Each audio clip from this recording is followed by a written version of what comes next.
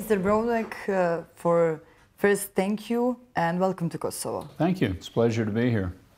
You have visited the region. What do you think about interreligious cooperation in this part?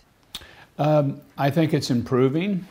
I think it's a lot better than it was the last couple of times that I've been here. I was here in 1991, just as Slovenia had voted to succeed from the rest of Yugoslavia, and you could see things were starting to pull apart. And I was here in 1995 in Sarajevo and Belgrade, and of course there was huge war and fighting going on.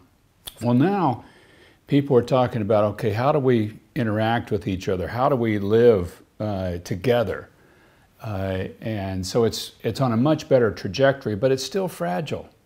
It's something that really needs to be worked on, and the whole world is watching, because the fight between the Abrahamic faiths, Judaism, Christianity, and Islam, is something that is popping up in a number of different places, and if people here can get it right, it can be a model for the rest of the world. If people here get it wrong, it'll be a cautionary tale for the rest of the world.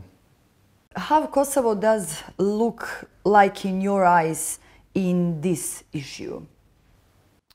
My meetings here have been quite good about religious freedom, and I've got two more yet to go. But I think everybody is feeling like they can practice their faith freely, but everybody also has concerns. So it's like it's a work in progress, that it's moving. It's been positive. It's much better now than it was. But there's still a number of things that need to be addressed. Some basic religious freedom laws need to be put into place. Practices need to be institutionalized.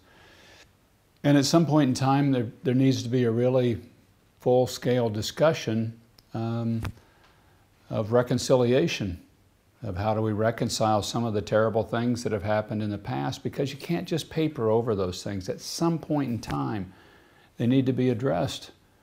And we've seen other countries go through this. Rwanda went through it. South Africa went through it. We need to do more of it in the United States. So those things need to happen, and they have to happen to get a long-term peace and resolution.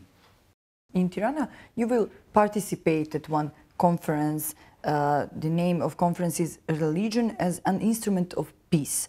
Can you tell us something more about this event? Well, unfortunately, religion can be used one or two ways. It can be used for good, or it can be used for evil. It can be used for peace. It's been used and cited for war. What we want to talk about here is how religion is a tool for peace in the Balkans. We're focusing particularly on two topics. One is religious freedom, and that is that everybody is guaranteed the right to practice their faith peacefully, freely, and without fear. So that everybody should be entitled to practice this faith, no matter who they are, no matter what their faith is, no matter where they are. And that's a foundational principle of religious freedom. The second one is really a discussion of how religions can be used to build the reconciliation that needs to happen within the region. There has been many tragedies that have happened over thousands of years in this region as a crossroads of civilizations. But they have to be reconciled. And how religions and political leaders working or enabling the religious leaders can be really tools and instruments to build a long-term, durable peace, which is what needs to happen. There'll be academics at this, there'll be religious leaders, there'll be political leaders. I'm looking forward to the conference, because I think it's just such a meaty topic that needs to take place, and the whole world knows this region, and they watch what takes place here. And so this is important to get this right and moving in the right direction. How does Kosovo stand comparing to other regional countries in religious freedom? I think Kosovo does well. I think it could improve. I think it really needs to take care of some of the basic laws.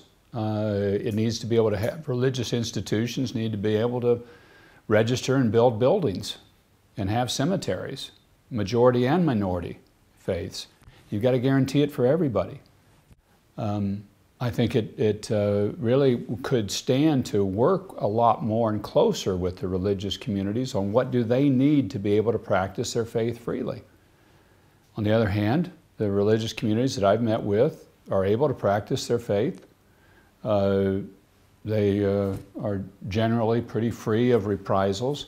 There have been some things that have happened, some vandalism that have happened in certain cases, particularly to some Orthodox churches. So those need to be addressed, and the government needs to address it and protect the institutions, the religious institutions, and then bring to justice anybody that violates these rights. So I think Kosovo's moving in the right direction. I just think there are some basics here that really need to take place, allowing these religious institutions to register, have cemeteries. These are pretty basic things that need to be provided for. Mr. Braunbek, what would you recommend to the religious leaders and believers in Kosovo? I would tell them to be a force for good, a constructive force in this society. Be a force for peace. This is a region that's known too much war and division. I hope they don't just push for tolerance of each other, but they push for respect and even love of each other. That a Muslim and a Christian could be together as friends and really care for each other. And not just say, okay, I'm going to tolerate you, and people, maybe they live in different or divided communities, but that people, and young people particularly, hunger for this, to reach out and to have friends that are different than them so that they can learn about the differences. I think that would be a very valuable thing for the religious communities to contribute, is that this really building of this sense of we need to respect each other, not just tolerate, respect, and even our target should be to love each other and to be willing to stand up for each other. That's the thing we're missing in too many places in the world, and it's something that really the religious community could contribute here. Did Kosovo do enough to control religious extremism? I think we all can do more on fighting religious extremism. We have difficulties with it in the United States. We get Jewish synagogues still attacked. We have churches that get attacked. So I think there's always more that can be done to push back on extremism. I think the key is that the government be committed to fighting violence.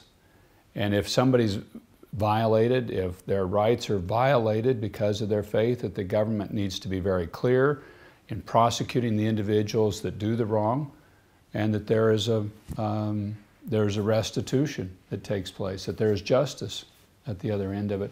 People have to feel confident that the system itself, the system of laws, is a system of laws that will protect the minorities along with the majority. It has to protect everybody. So I think there's room for improvement and for things to move forward. I'm pleased to see the progress that has taken place, but I think more needs to happen. Mr. Braunbek, thank you very much. Thank you very much.